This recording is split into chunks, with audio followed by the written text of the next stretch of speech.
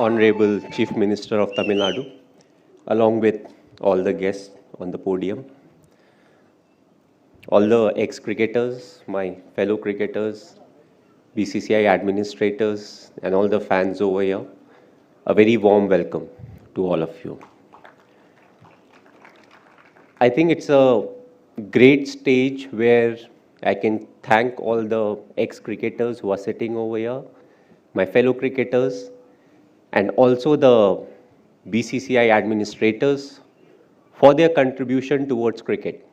We are here today because of what they have done in the past and the current lot of players, what they are doing right now. So thanks a lot for your effort. Cricket has changed over the years, the formats have changed, but because of your effort, we are standing today over here, and cricket will only move forward. As far as Chennai is concerned, the association started in 2008 when it comes to IPL. But it started before that when it came to some of the other formats. One of the most memorable being my test debut, which happened in Chennai. I never knew that I'll be picked by CSK. I was in the auction and I got picked, and it gave me an opportunity to understand a culture which was very different from where I actually came from. And what made it even more different was I'm more like a wanderer, My parents came from UP. It was initially UP, then it became Uttarakhand. I was born in Ranchi, which was Bihar, then later on became Jharkhand. Got my job at the age of 18 with railways in West Bengal, Kharagpur. And then I came to Chennai. And I believe Chennai taught me a lot. Tamil Nadu taught me a lot. When it came to how to conduct myself, how to appreciate the game, each and every game that we played at Chepauk, the fans came and they supported good cricket. A lot of times you have that mentality where you want your team to do well, but you don't want your other team, the opponent to do well, which was never the case in Chennai. I think Sachin Paji got one of the best ovations whenever he walked into the ground, even when he was playing for Mumbai Indians.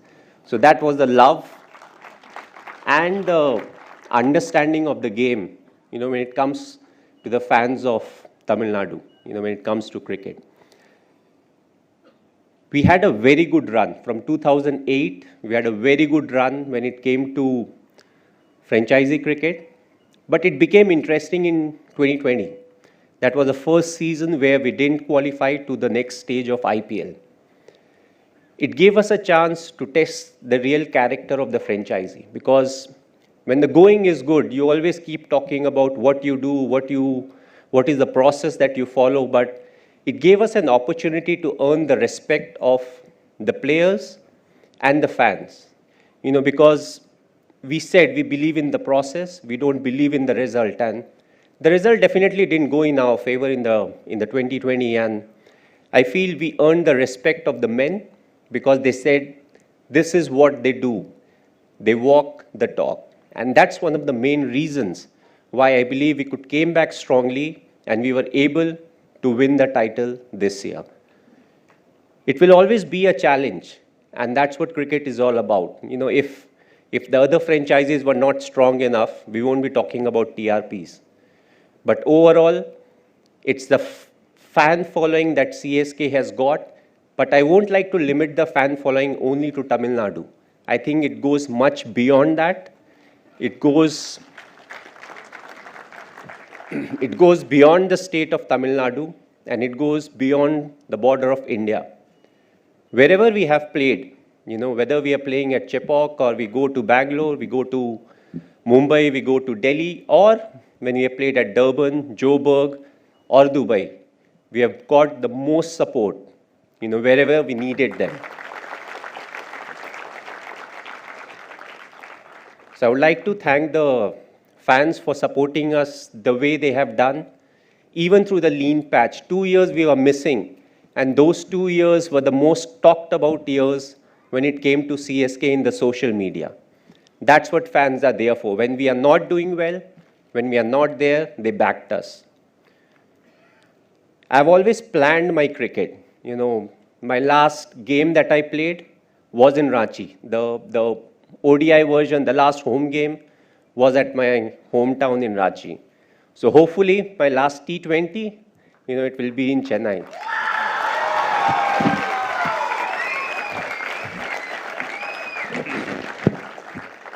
Whether it's next year or in 5 years' time, we don't really know. So on that note, thanks for coming. It's a real pleasure being here. Thanks.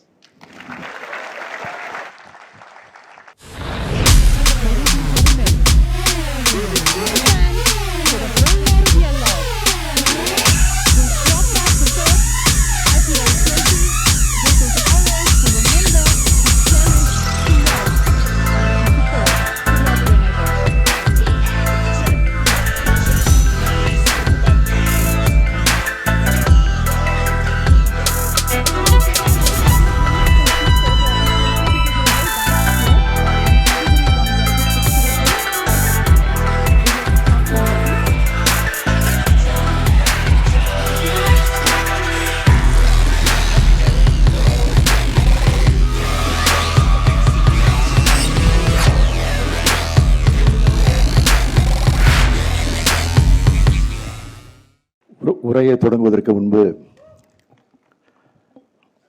ஒரு செய்தியை நான் சொல்லி ஆகணும்.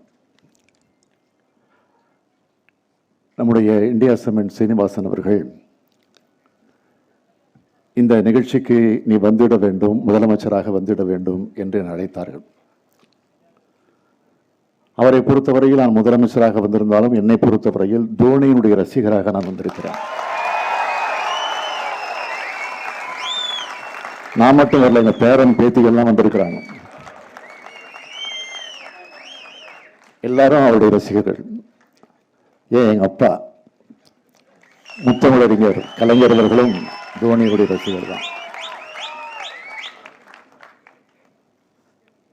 அதனால மகிழ்ச்சியா வந்திருக்கிறேன், பெருமையோடு வந்திருக்கிறேன், பூரிப்போடு வந்திருக்கிறேன்.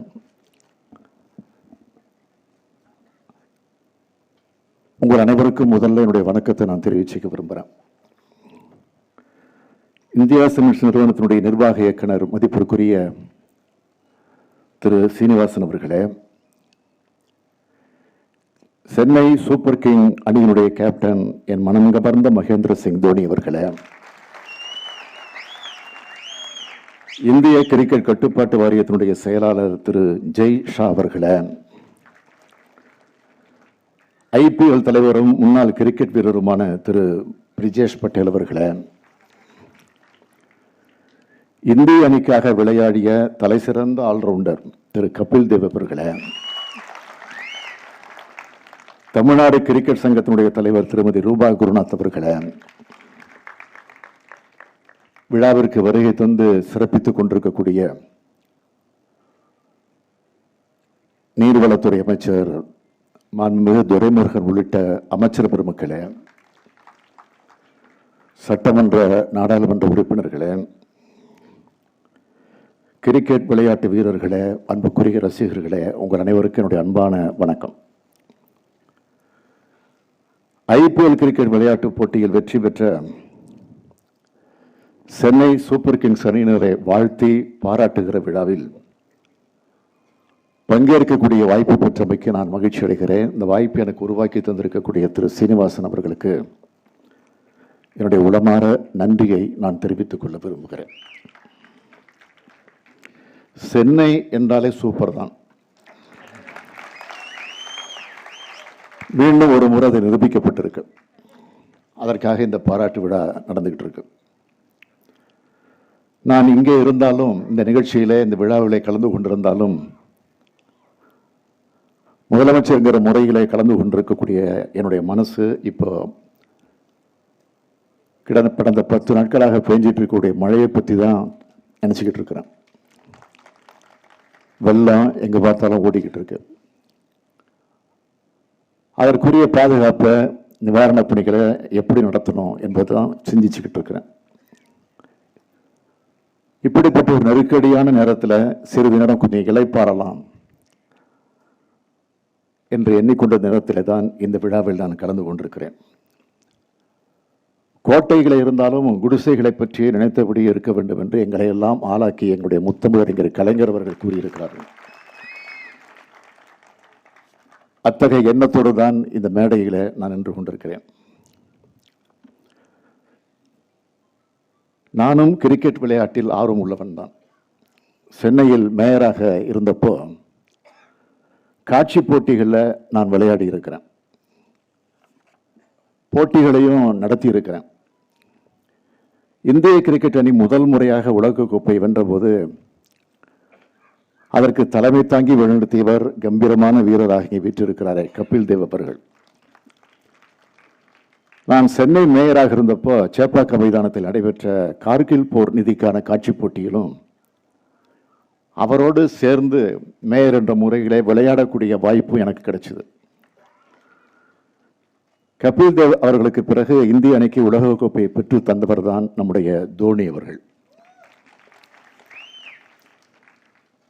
இந்த மேடையில் கேப்டன் தோனி இருக்கிறார், அவரை பாராட்டுவதற்காக வந்திருக்கிறேன். தோனி அவர்களுடைய சொந்த மாநிலம் ஜார்க்கண்ட். ஆனால் இப்போது அவர் ஏறத்தாழ சென்னைக்காரர் போலவே ஆகிவிட்டார். தமிழ்நாட்டு ரசிகர்களுடைய செல்ல பிள்ளையாக இருக்கிறார் இப்போ அவர். Dear Dhoni, you may be from the state of Jharkhand, but with the people of Tamil Nadu love you as one among us. தமிழர்கள் பச்சை தமிழர்கள் என்றால் தோனி அவர்கள் மஞ்சள் தமிழர்.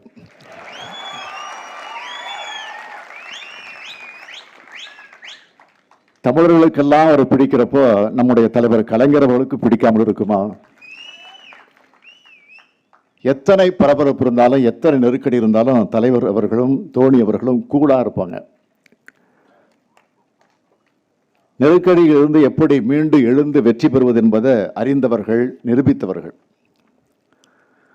ஐபிஎல் போட்டியில சென்னை சூப்பர் கிங்ஸ் அணி கோப்பையை பெற்றது என்பதை விட ஐபிஎல் போட்டியில் தனது ஆளுமையை நிலைநிறுத்தி கொண்டதே என்பதே சரியானதாகும். கேப்டன் தோனி அவர்கள் தலைமையிலான சென்னை சூப்பர் கிங்ஸ் அணி மீண்டும் எழுந்திருக்கிறது. அதுதான் மிக மிக முக்கியமானது.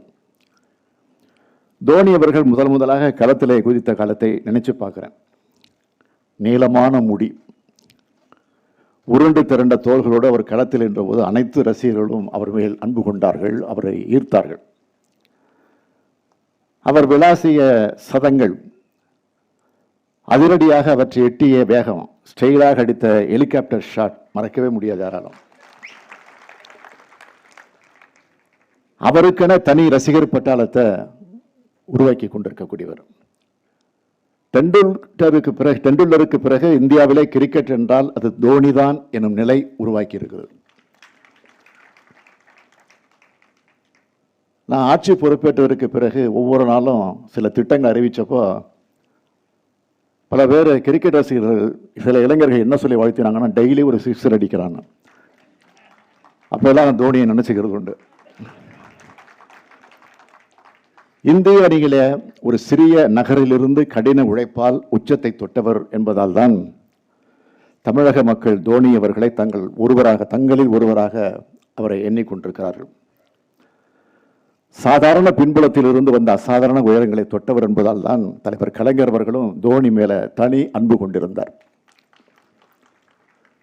தலை சிறந்த பினிஷர், விக்கெட் கீப்பர், விளையாட்டு வீரர் என்று சொல்வதை விட சிறந்த கேப்டன்ஷிப்புக்கான அடையாளம் அவர் என்று சொல்வதே சரியானது என்று நான் நினைக்கிறேன்.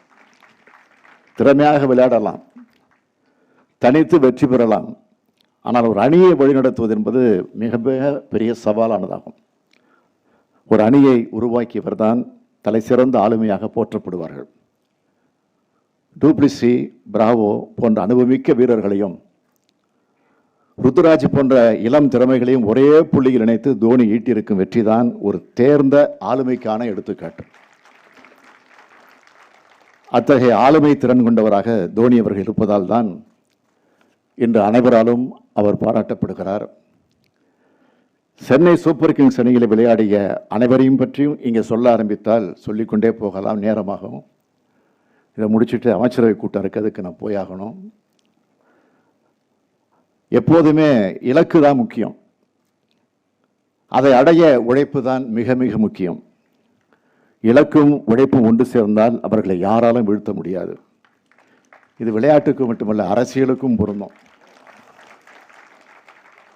சென்னை சூப்பர் கிங்ஸ் அணியினுடைய சீனிவாசன் அவர்கள் சிமெண்ட் பற்றி நன்றாக அறிந்தவர். அதனால் தனது அணியை உறுதியுடன் மீட்டெடுத்திருக்கிறார். இது தொடர வேண்டும் என்று நான் கேட்டுக்கொள்கிறேன். ஒரு நல்ல விளையாட்டு வீரர் தன்னுடைய விளையாட்டை மட்டுமல்ல எல்லா விளையாட்டுகளையும் ரசிப்பார்கள், பாராட்டுவார்கள். அதே மாதிரி தான் ஒரு நல்ல அரசு எல்லா துறைகளையும் சார்ந்த மக்களையும் பாதுகாக்கும், எல்லா விளையாட்டுகளுக்கும் ஊக்கமளிக்கும். விளையாட்டு வீரர்களை ஊக்கப்படுத்துவதுடன் சர்வதேச போட்டிகளை அவர்கள் பதக்கங்களை வென்று நாட்டுக்கு பெருமை சேர்க்கும் வகையிலான பயிற்சிகள் அளிப்பதற்கேற்ற களங்களை உருவாக்கி தருவதிலும் நமது அரசு முனைப்பாக செயலாற்றுகிறது. அதன் அடிப்படையில் சமீபத்தில் நடைபெற்ற டோக்கியோ ஒலிம்பிக் போட்டிகளில் சாதித்தவர்களுக்கு தமிழ்நாடு அரசின் சார்பில் அரசு பணிகளை வழங்கியிருக்கிறோம். தனித்தனி திறமை கொண்ட வீரர்கள் ஒருங்கிணைந்து செயல்பட போதுதான் ஒரு அணி தனது முந்தைய தோல்விகளிலிருந்து மீண்டு எழும் முழுமையான வெற்றி கிடைக்கும்.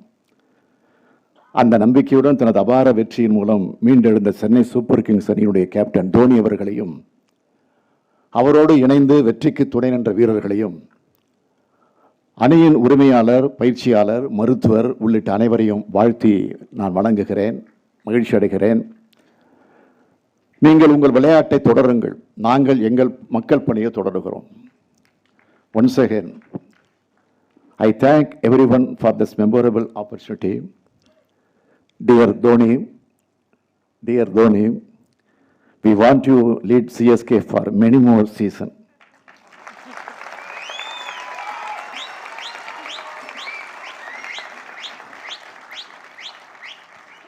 Once more கேளுங்க, சொல்றேன். Dear Dhoni, we want you to lead CSK for many more seasons. Thank you. நன்றி, வணக்கம்.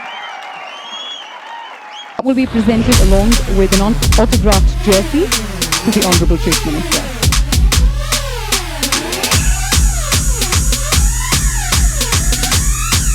There's so much legacy and so much history there. Thank you, sir, for accepting it. Thank you, ma'am. So there you go. The autographed jersey that will be presented to the Honorable Chief Minister of Tamil Nadu. What a beautiful moment this is as we receive this lovely memento as an ambassador of the people of Tamil Nadu.